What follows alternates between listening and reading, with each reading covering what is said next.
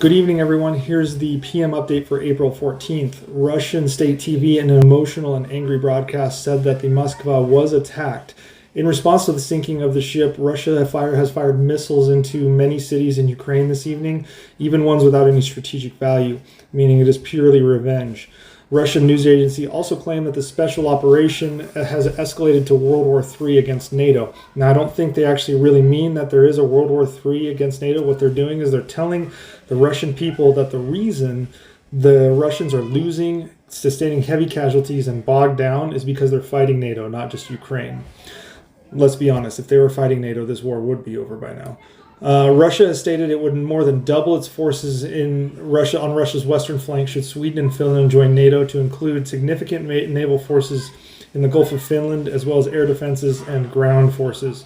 The United Nations Secretary General has warned that the world is on the brink of a perfect storm of a three-dimensional crisis in food, energy, and finance. And I spoke about this a while back, but he is absolutely correct, unfortunately. Russia is claiming that on April 14th, 2 combat helicopters went into Russian territory illegally. They're in a war. Shut up, Russia. And moving at low altitude, carried at least 6 airstrikes in a residential buildings in Russia. Now, Russian military statement said that they would be attacking decision-making centers because of this. Such claims continue to happen because Russia is attempting to stage so-called false flag attacks to justify attacking Ukraine. But the reality is even if these were true, this is war. You can get attacked too. You're not fucking special, Russia. Given the potential desperation of President Putin and Russian leadership, and given setbacks that there's been faced militarily, the CIA has said that none of us can take lightly the threat posed by the potential of Russia to resort to a tactical nuclear weapon or low-yield weapon.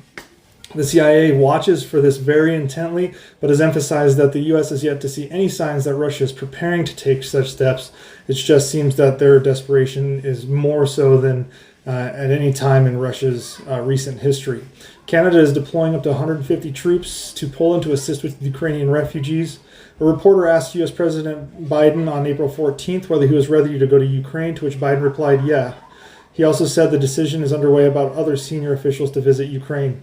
According to the Ukraine General Staff, due to acute shortages of military personnel, Russia plans to conduct a nationwide mobilization in parallel with spring conscription that will run until July 15th.